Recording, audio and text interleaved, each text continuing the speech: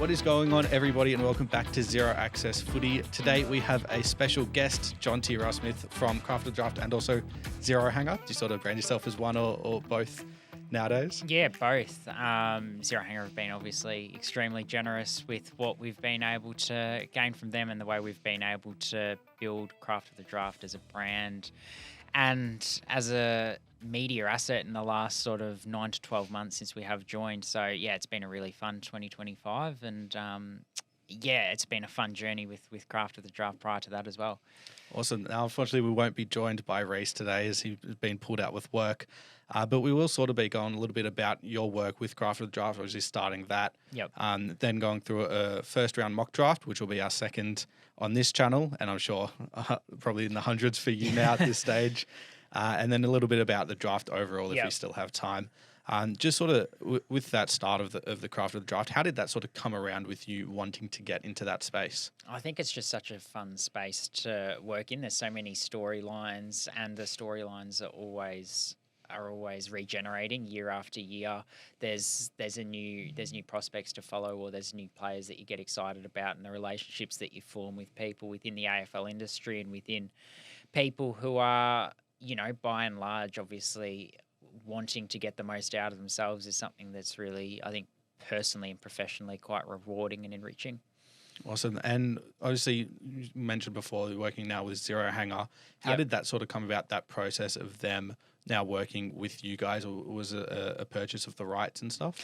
Yeah, it was. I was approached last year by Zero Hanger, who were just really, I guess, they saw real value in what we did as a media organisation and saw the opportunity to grow it.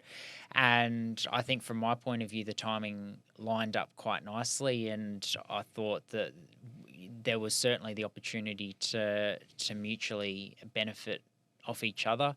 They obviously got the increased draft coverage that we've been able to provide in the fact that I've been covering the draft for an extended period, and obviously I've sort of dedicated myself to the space, and we have been able to benefit from a AFL Draft perspective by the fact that we've got, probably more professional digital assets through being aligned with a media organisation. So it was one of those things that, lined up quite nicely, and I think both organisations have certainly benefited from it.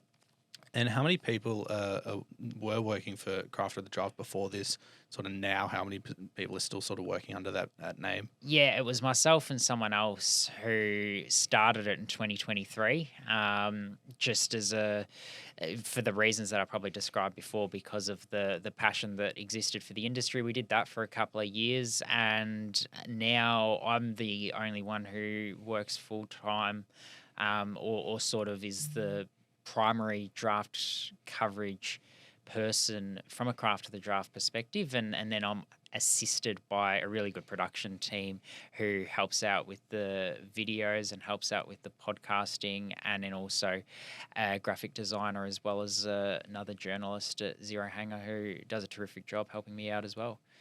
And for those who might not have been familiar with your content before the Zero Hanger stuff, what sort of were you doing? Was it a lot of video content? Was it a lot of just analytical posts and stuff sort of talking about it? Or was it like face-to-face content like this? Yeah, it was probably a mix of all of the above, trying to produce, and that's the beauty of starting something from scratch. You can sort of try a lot of different things, see what works, see what fails, and obviously stick with what works. So, yeah, there was a lot of player interviews that were intertwined in there.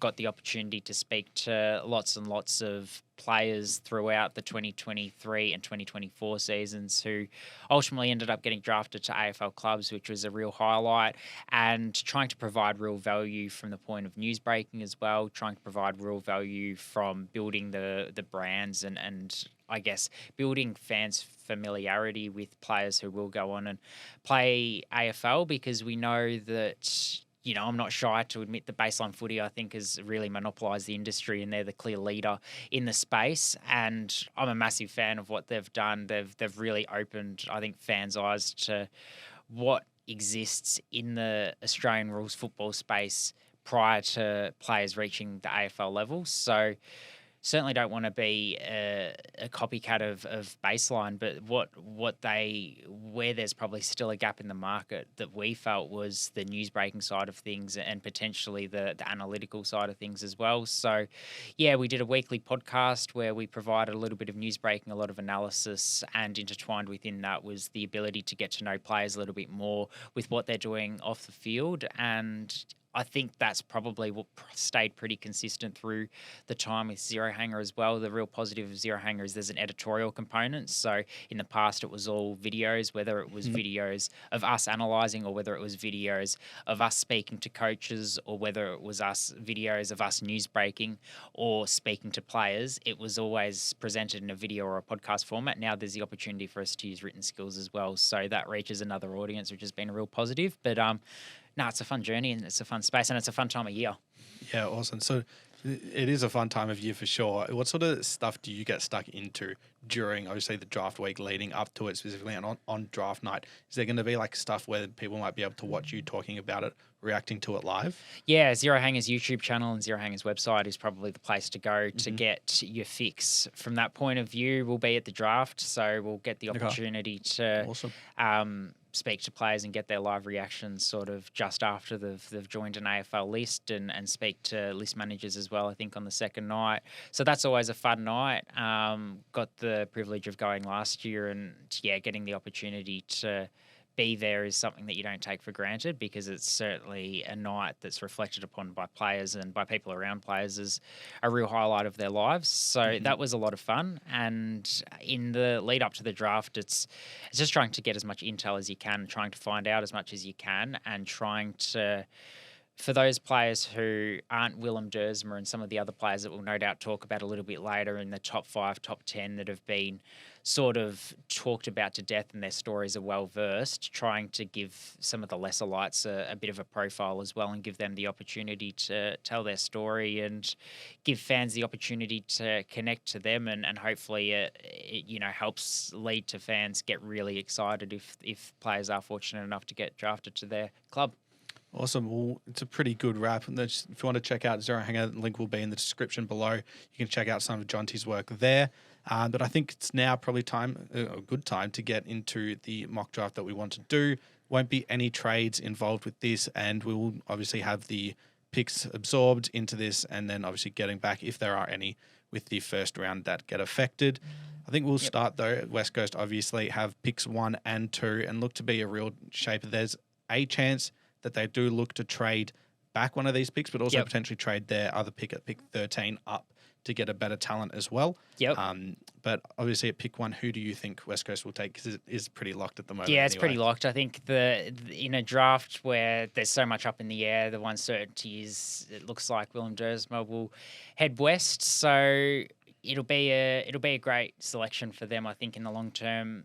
It's no secret. Like I think Andrew McQualter's talked throughout the year about the fact they desperately need that midfield help for Harley Reid. I think Willem Duursma will provide that. Perhaps he starts as a player that plays off half back or half forward or on the wing and then graduates into the midfield. But yeah, I see no reason why he doesn't have a long career in the middle of the ground because he's been ultra impressive all throughout 2025. And I think all fans have been able to see that through different highlights reels and things that have popped up. He came out in an interview recently where he said he tries to model his game on Bont. Do you sort of see that aspect to him in his game as well? Yeah, I do. And I think if you'd asked me that 3 or 4 months ago, I would have said no. I was potentially a little bit slower than others to be really high on Willem Duursma. I always had him in the top 5 or so of the draft class. But in terms of having him right at the top, he probably needed to convince me a little bit. But if you weren't convinced of what he did this year, then you're never going to be convinced of anything that anyone does because he answered every critic, he answered every question, he performed at every level, and he did it so consistently. Yeah, 100%. And he looks to be someone that should be able to play day 1 as well for West Coast, which is what they need.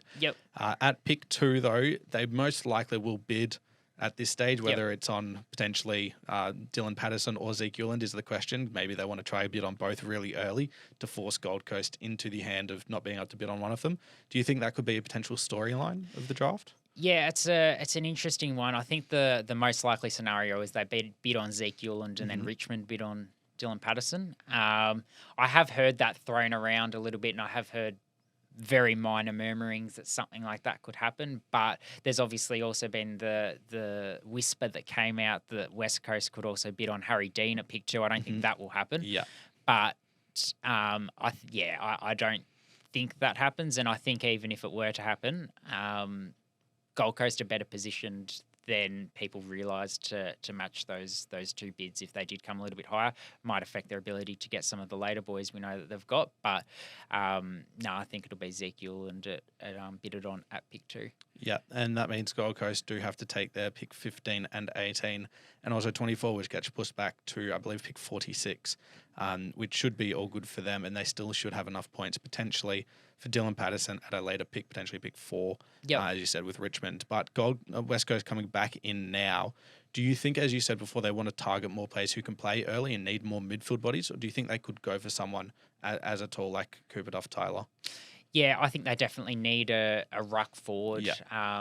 Whichever position you see Cooper Duft-Tytler playing more of his career, West Coast need it regardless. Up forward, they probably need some help for Jobe Shanahan in the long term, and there's no denying that they need a ruck. My only query throughout the year on Cooper Duft-Tytler has been whether you draft a ruck at pick 2. I think it's the least important position on the ground. I think you can get away with having a serviceable but not outstanding ruck. And we've seen with Geelong, Reece Stanley has played 10 years for them. Exactly right. So if they see him as a ruck, I'd question it. If they see him more so as a key forward, and I think he's genuinely shown in the last 6 to 8 weeks of the season that he can play as a key forward, then that's fair enough. But to answer your question about whether ready-made or not, while I can understand the knee-jerk reaction to want to get results quickly, I think you need to build sustainably, because if you don't do so, then, you might get the Band-Aid solution of an extra win or 2 next year, but you don't want to pass up on A-grade talent, particularly when it is so scarce in this draft. Yeah, I agree 100%. I think potentially there's a chance they take someone like a Dyson Sharp or even a Sullivan Robey, who's a big bolter, because they sort of have that body where they can play sort of day one in the AFL. But I think, I agree with the fact that they need someone who will be able to play a position of need, and they don't really have anyone. They just had Oscar Allen leave, and aside from Jake Waterman, who hasn't showed a real ability to stay on the park in the last few years, I think they need someone who's going to be able to have that sort of future in that forward line. I think he pairs well alongside Watermelon. I've done it again. I had a thing where I said Jake Watermelon at the start of the year. So Jake Waterman and Jobe Shanahan, I think they pair quite nicely alongside each other. And then someone like Archer Reid as well, who they drafted, I think it was last year or 2 years ago. A couple of years ago now. Yeah, he looks to potentially be a good player at AFL level as well. That does leave Richmond now at pick 4, who I think their list needs really interesting, because they took a lot of key forwards. I think they took 3 sort of key forwards last year. Did take a couple midfielders as well, but sort of have a few key defenders as well anyway on their list. And I sort of think it's quite interesting what they could go for here. Yeah, it sounds like the player that they're really interested in, because we know they got the 2 big-bodied midfielders in last year, like you said, with Sam Lawler, potentially more of a forward mid, and Josh Smiley, who we haven't seen yet at AFL level. It lends itself to them probably wanting that quicker type of midfielder to complement those bigger bodies. So a Sam Grlj has come into their reckoning. He's been linked to them, and I wouldn't be surprised to see them go for him. Xavier Taylor's grown up a Richmond supporter and has also been linked to them. Nick Floston, Nathan Broad style of player. Both of those players were quite important for Richmond this year, but they are getting towards the twilight of their careers. So he could get the opportunity to learn off them. And if Sullivan Robey's still on the board, I think it'd be pretty hard to pass on what he is as an overall package. Yeah, if I'm Richmond, I'm looking at Sam Grlj and I am absolutely licking my lips. I was really high on him early. I thought he could have been a top 5 player in this year's draft. It's sort of about that June. So I think when you're talking about a play and you look at what are they going to bring at AFL level, you want to see a point of difference. I think Grlj has that with his speed. And you consider what Butters has done. I don't think he'll become a player like Butters. I don't think he'll be as good. But when you consider how Butters can get away from a stoppage, I think I see a lot of that in Grlj. And so I'd be really surprised if they don't go for him here, because you think Lawler, probably more of your forward half midfielder, as you said. Houghton can do everything as a midfielder. And then Smiley's your in and under. You complement that with the speed of Grlj. I think that pairs really well alongside those 4 now. And I see Houghton as probably more of that Rankin style of player who probably spends a few years forward before eventually getting, those spurts in the midfield. Tom Papley, another one who does it. So, yeah, it would be an exciting mix down the line for Richmond. Yeah, they do also now have the ability to bid on Dylan Patterson for the Gold Coast Suns Academy player. Obviously, there's been a lot of talk about him being one of the most damaging players in this draft. What do you see from him specifically that separates himself from the others? To say one thing would be a derelict of duty because there's so much to dissect here. He's my favourite player in the draft class by an absolute mile, and I covered the draft in 2023 when there was Harley Reid. So Harley Reid's the obvious one, but outside of Harley Reid, there's no player I've enjoyed watching more at under 18s level than Dylan Patterson. He's going to be box office. He's got the personality and swagger to match it, so he's going to become a fan favourite if he produces what I expect he will at AFL level. And I think that it's not a stretch to say that if he wasn't linked to a club, he would be genuinely spoken about as being in the conversation for the pick one. That's how highly I rate him. What separates him, his kick is absolutely devastating. It's not going to reflect in numbers because he takes on kicks that most players wouldn't even consider, let alone actually try and pull off. So his kicking efficiency numbers aren't necessarily that high, but his kick is absolutely weaponous. His speed and his physicality with his rugby league background and versatility all add up to a really, really enticing package.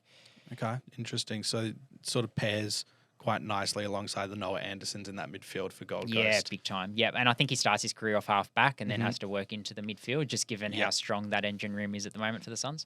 Yeah, very much so. And that sort of leaves Richmond now with pick 6 as their second pick. Yep. There's a chance they could bid on someone else here, potentially Dan Annable. Yep. But I feel like they would want someone who has that ball use and ball damage. Yeah. So I wouldn't be surprised if they potentially go for someone like Josh Lindsay here. I feel like he could start off halfback or even on the wing so early, but I feel like his kicking, even though he's not the best athlete, I feel like his kicking, again, is what separates him from a lot of others. Josh Lindsay's an interesting one because he is a very good player, but he's probably one in recent times has probably fallen a little bit back in conversations. He'll still get selected at some stage in the top 15 to 20, I would have thought. Yeah. But, while he's got that kick, there's been potentially question marks about what complements that kick, and he's been given the opportunity to show other elements of his game, which he has done to some degree. But I reckon he's one that's probably fallen back a little bit in the conversation. But no doubt will still be a top 20 pick, and I think he'll be a very good player at AFL level as well. Okay, well, if you were to be Richmond, what would you say the need now taking Grlj with that speed? What would you say is their number one need? So who's off the board at the moment? We've got Duursma off the board. Uwland, Cooper Duft-Tytler, Sam Grlj, and Dylan Patterson, obviously. Yeah, so I'd say Sullivan Robey would be the one. Yeah. Which is it's actually a best available pick, that one, if they went for Sullivan Robey in that situation, because they've got Lawler and Smiley. Yeah. He is slightly different, I would say, Sullivan Robey, but he's just such an overall perfect package that it'd be pretty hard to pass up, I think. Yeah, definitely. I think the rise that he's had this year has just been phenomenal, and I see him really, like you mentioned, Hawthorn potentially playing that Rankin role where he starts forward and then slowly develops into the midfielder.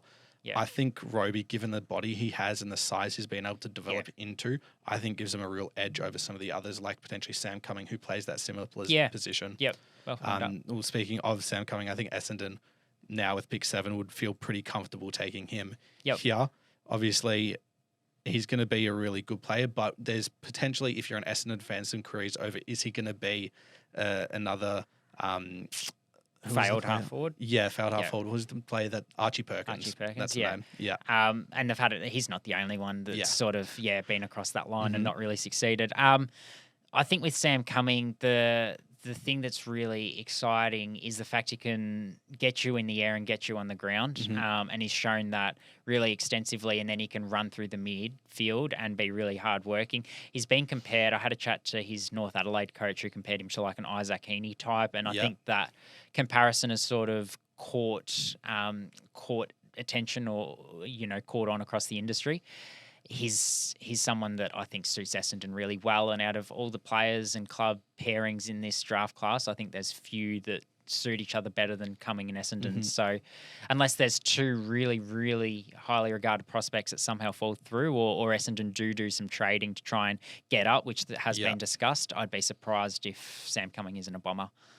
Yeah, definitely. And Essendon now have the ability to bid on Harry Dean. Yeah. Obviously want to get rid of that obvious connection with Carlton because they do hate the club. Yep. What do you see in Harry Dean? Because there are some similarities that I see with his interceptability to someone like a James Sicily type, where they're not the key defender, but they play really well off them. Yeah, I think that's really well summed up. I had a chat to Harry Dean at the AFL Draft Combine last month, and he talked about the fact that he wants to play round one next year. And if he's going to play round one next year, it's going to be as that player who plays off someone rather than a man-on-man defender, even if he develops into a man-on-man defender, because as in your first year in the system, you just don't have the seasoned experience and strength to beat players forward who do have that experience over you.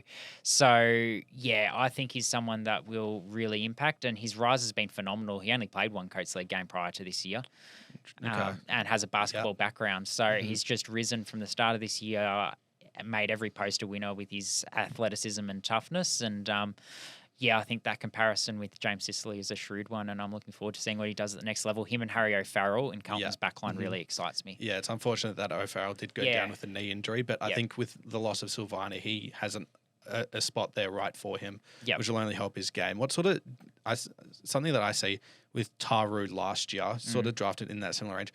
What do you sort of see in the comparison between those two players, where similar position, similar sort of draft range? Do you see sort of them both being similar talent levels?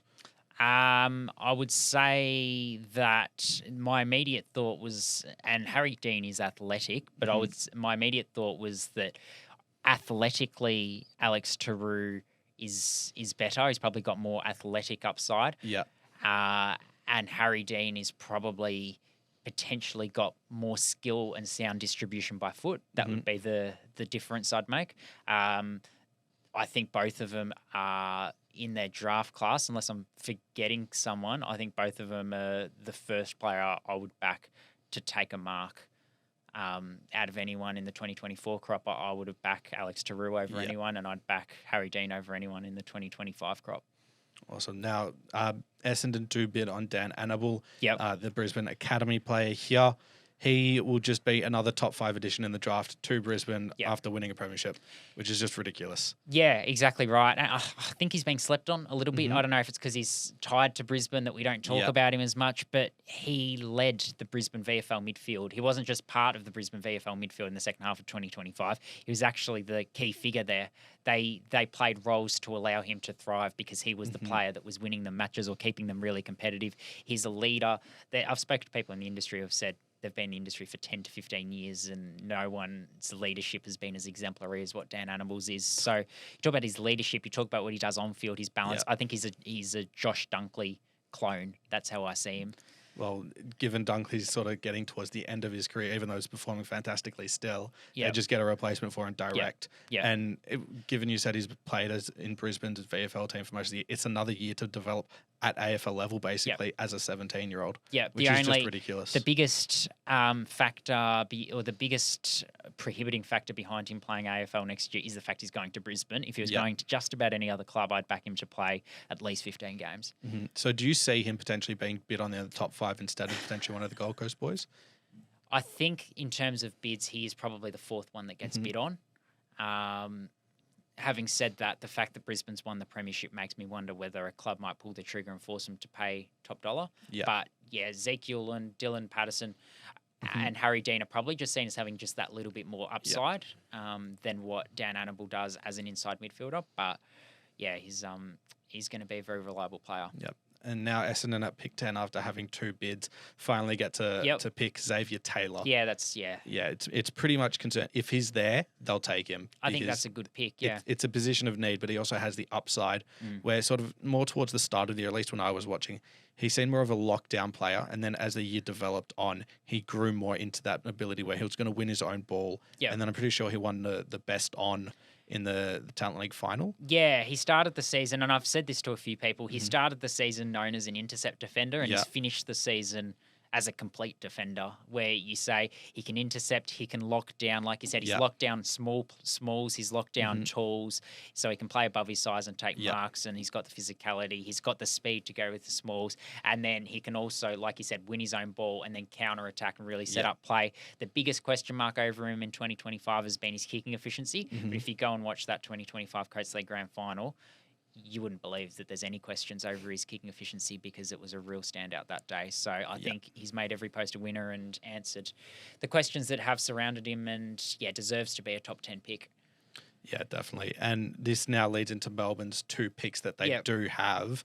Who do you see them taking? Because obviously they traded away 2 midfielders, and they also brought in Brody Mychek as a sort of short-term answer to their key forward stocks. When a lot of people have been mentioning Aidan Schubert as an option. Correct. Yeah, I would have said Aidan Schubert would be the obvious one.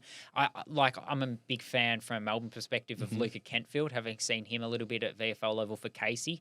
But again, he's unproven. I think they've got Aidan Johnson on their books, but he's undersized, and he's, although only coming into his second year on an AFL list, he's already 27 or 28. So Aidan Schubert shapes as that player. We saw what he was able to do at the national championships, and he's someone you build your forward line around. So, he'd be my selection. And that sort of leaves them now with a second pick where there's someone like a Dyson Sharp on the board who is that sort of great player on field, but also a good leader off field. And when you consider they targeted Jack Steele instead of trading away, and then also trading away Clayton Oliver, he's someone who probably fits in quite nicely with them. Is there someone you could see potentially Melbourne target instead of a Dyson Sharp at this spot?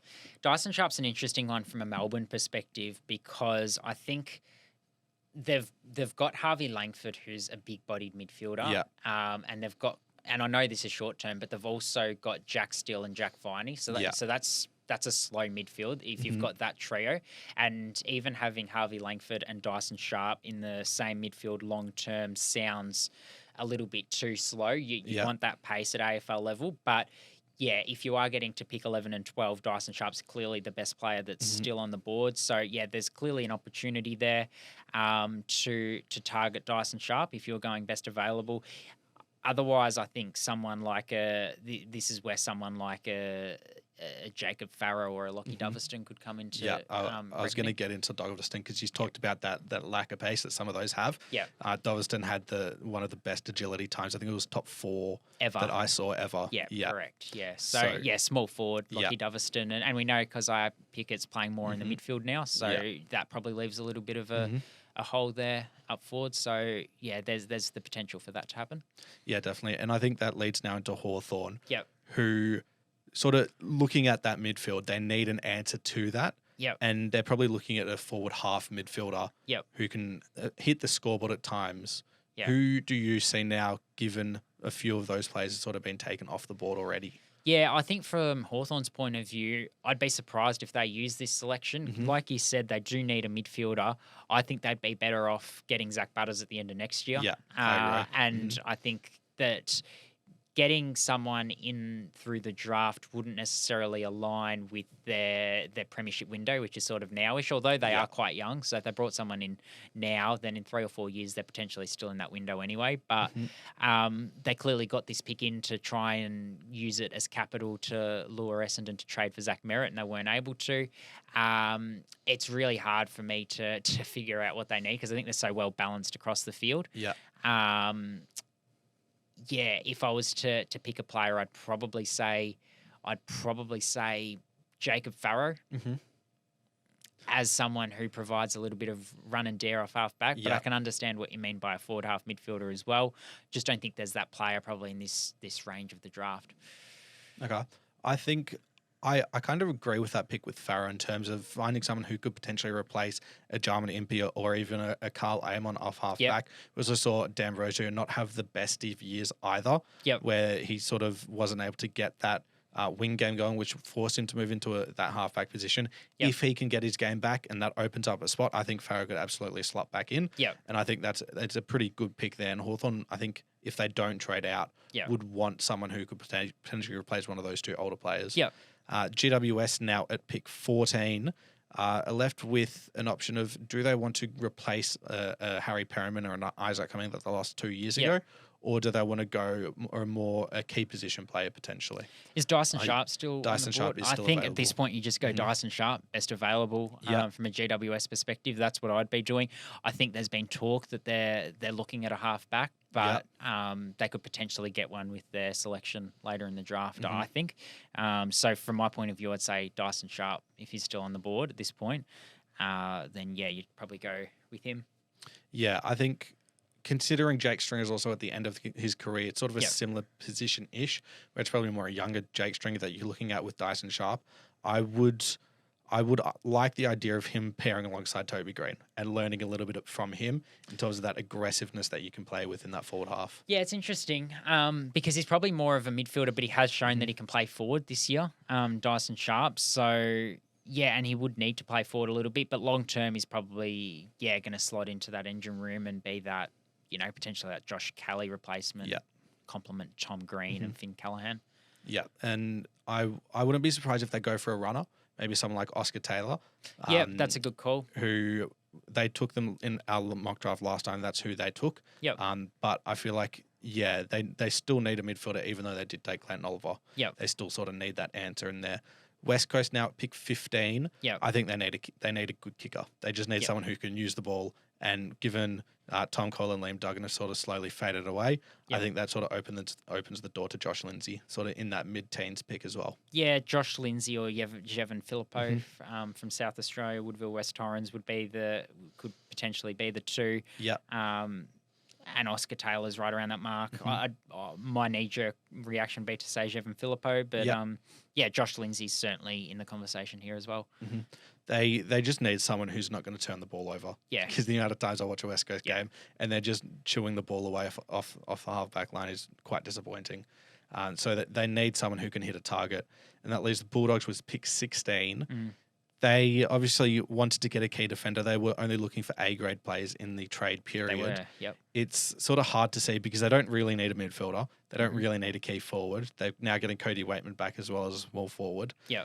Sort of defensively is where they're looking. Yeah, so my view on Western Bulldogs is that there is a chance that they go Blake Threadgold as the key defender, the clear best key defender in this draft, outside of Harry Dean, who's obviously club tied. But my concern with that is it's going to take him 3 to 4 years at minimum to develop and become that bona fide A-grader, as you said, that they're looking for. You did mention that they've got Cody Waitman, but he's more of that hit-up marking option, even though he is a small forward by stature. I'd actually look at someone like a Latrell Pickett, who's that crumbing option, because Cody Waitman isn't someone that's going to be at the foot of packs crumbing the ball and kicking front and centre goals as often as someone like a Latrell Pickett, just because he is also that marking option. So I think Latrell Pickett would be what I would go for here, or otherwise potentially some run and bounce off halfback in the form of Oscar Taylor.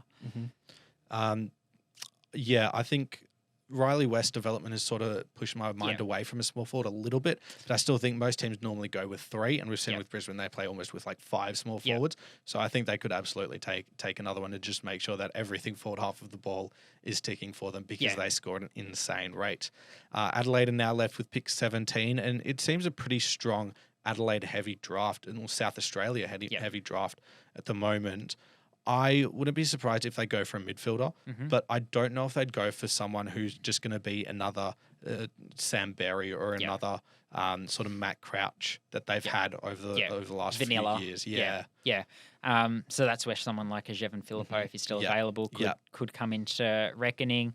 I agree they need a midfielder. They're clearly a midfielder short, and that was exposed through September. A little bit like what I said before, though, with the Western Bulldogs, getting in a midfielder doesn't mean they're going to be a good midfielder in 2026. So that's something that they've got to keep in mind. They do also have Sid Draper that they did take last year. And who he's should provide some one support. That's really highly regarded. Harley Barker's another one.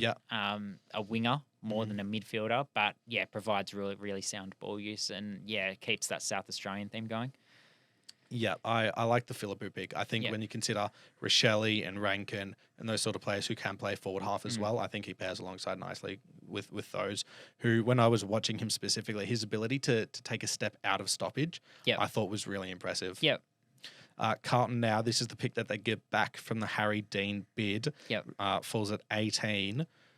It's interesting for them because they've obviously got Dean. They're going to have Jack Ison later in the draft as another, I believe, NGA pick he is. He is, yeah. They sort of lost Curnow, don't really have another tall forward to potentially go with, but they also need just another small forward because they traded away Matt Owies and no one else has really shown up there. Yeah, they've been heavily linked with Lachy, have been throughout the year heavily linked with Lachy Dovaston, who they probably just won't get access to now just because of how steep Harry Dean's rise has been. If Latrell Pickett was still on the board, then he could be one that they targeted as another small forward that's available. If you're looking at a tall forward, then Archie Ludowick is the option you'd go with at this point in the draft. It's probably their first preference is clearly a small forward, but if not, then potentially you're looking a little bit taller on Archie Ludowick. Yeah, they had, to be fair, they have also got in Will Hayward through the Curnow trade, which sort of maybe pushes that back a little bit, and maybe that means they do go for more of a running player who can sort of play on the wing as a replacement for Blake Acres. They do need good ball users. I think I've done these before, these mock drafts, and had Harley Barker mocked to go to Carlton for that very reason. They need to be better in transition. Yeah. I feel like they'd be happy to take Barker. Yeah. I feel like they're comfortable in the fact that we just need some outside players because they've had Cripps, obviously. Hewitt has been a good player for them, especially last year, winning their BNF. They sort of just need that player to complement, and Barker's certainly one of the best in this draft. Geelong now at pick 19. I feel like there's a bid coming here. I feel like Max King or someone like that, where Geelong could go for that, or even someone like an Adam Swade in Essendon's draft. There have been rumours maybe he doesn't go in the top 20 sort of range for a bid, but I feel like Geelong, even though they got Warple, could still go for someone in that range. I think the from a Geelong point of view, the half-back line could be an area of target. Oscar Taylor's probably off the board by this stage, so exactly who you go for is an interesting one. But there are a few players that you could bid on at this point in the draft. If you were looking for a bid, you mentioned obviously Adam Swade, I mentioned Max King, but there's also Zach McCarthy and potentially even Bo Adensel, who were sort of around the mark, and Jack Ison as well. If you really wanted to make Carlton pay up. Yeah, I think Max King here probably feels about right when Geelong want that answer in front of the ball. Yep. Considering they missed out on Curnow as well. Even Harry Kyle is a chance to attract a bid. I think people don't realise just how highly he's regarded among AFL clubs, rugby union background, and Finn Callahan clone.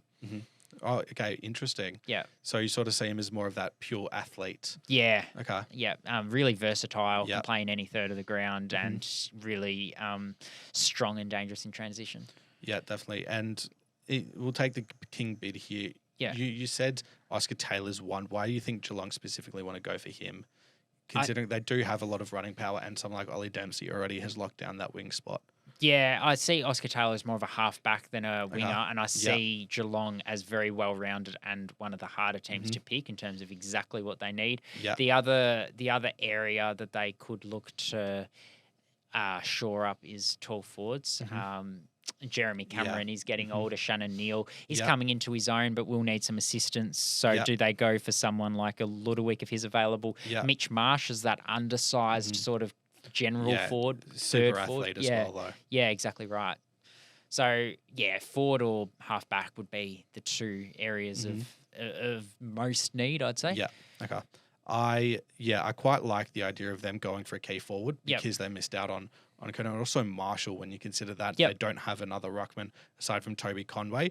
I wouldn't be surprised even someone like a Louis Emmett goes here.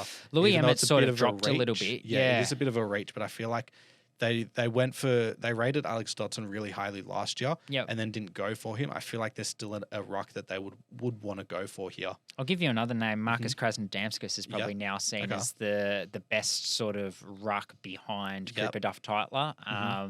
He nearly represented Australia playing under 19s basketball. That's how highly regarded he was in that sport, and now he's an athletic and aggressive ruck who was a big part of Eastern Rangers' premiership win. Yeah, definitely. Okay, we'll have them taking that. A bit of a bolter there. I just think they need that ruckman, and that leaves Fremantle with pick 21.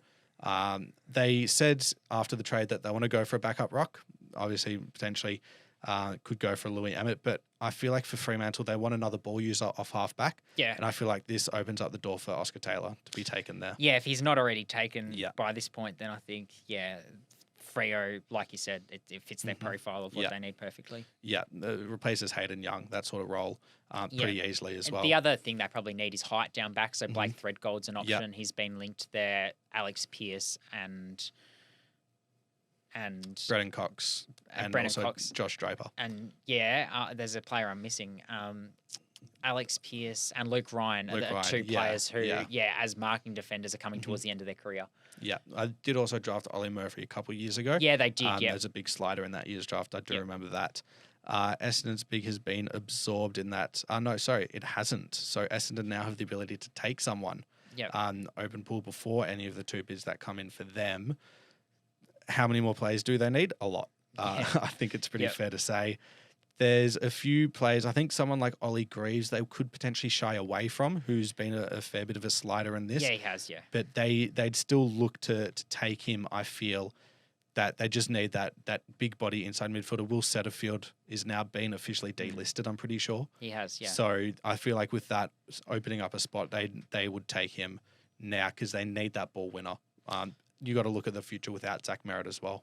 Yeah, I think so. I think that this is around the range that Greaves would go, and I think you've summed it up pretty well. Adam Swade and Hussein Al-Ashkar, assuming that they match bids, will, I guess, address their needs in the front third of the ground. And, Ollie Greaves would be a player of great benefit through the midfield with his strength, and he's also a good kick as well. Yeah, and Hawthorn now, this is officially at pick 23. They could obviously have a bid here. But there are a couple players that are quite interesting for me that I think they could take. I wouldn't be surprised if they go for Mitch Marsh here, because when you consider Jack Gunston is on the back end of his career, someone as a replacement for him, I wouldn't be surprised if they go for that. Even who else have I got here? I think he's the main one when you consider a key, because Jack Gunston obviously is that old, and they went for a full-tall setup at some stage this year. So Sam Mitchell clearly likes that idea of playing with things. So I feel like he sort of slots in nicely as a Gunston replacement. Possibly. There's Blake Threadgold as well, I think, that could suit them. James Sicily is, 29 now. They've obviously got Tom Barras. And Josh Battle as well as the two they took in. Yeah, well, Josh Battle's a little bit younger at 27. But, I think there's the opportunity for them to shore up their key defensive stocks, so he could be a player of target. Yeah, and the other player that I was talking about was Matt Leray. Yeah, I have him a little bit lower, but there's certainly a chance that he goes late on the first night. Yeah. Well, that is our full 23 pick mock draft. There was a fair bit of change to our last one that we did. Just sort of to get your overall thoughts on this draft as a whole, who do you sort of see as like the big bolter or potential big fall? Obviously, you talked about the ruckman Marcus Krasnodamskis. Him. Yeah. Do you sort of see him potentially being taken in that first round? I think it's more likely that he is taken in that around pick 30, but it wouldn't surprise me to see a club reach. Just because of how highly he is viewed and probably behind Cooper Duft-Tytler. Then it's him. Then there's probably a bit of a gap to the player who's viewed as the next best player in his position. So potentially some other players I like that I don't think are getting talked about enough. Max Conde-Janis is an intercepting defender from the Oakley Chargers. He's spoken to 16 AFL clubs, and he's someone who is really raw, but has a lot of upside and is really regarded for his character as well. Captain Kerry Grammer this year. Hugo Mukunda out of the Geelong Falcons, high impact half forward. Someone else that I like, I talked about Harry Kyle before. Avery Thomas is an interceptor from the Tassie Devils. Is another one that's quite someone that I've really liked. And two more, Blake Oudshorn-Bennier, a South Australian who played the entire season with a torn labrum in his shoulder. Wow. North Adelaide captain. as a bottom major. He was North Adelaide captain as a bottom major and as a top major. So really professional, hardworking, and a good kicking midfielder. And then the other one's Liam Heatherton, who's only played 3 games this year because of injury, but a key forward who will be a real bargain pickup, I think. Awesome. Well, Jonty, I really appreciate your time coming on. Done a full mock draft, sort of got your crafted draft stuff that really started off and now has sort of excelled through Zero Hanger as well, purchasing them. Really appreciate you coming on. As always, thank you for sticking past. Make sure to like and subscribe. Watch it on Apple Podcasts, Spotify as well. And we'll see you all next time.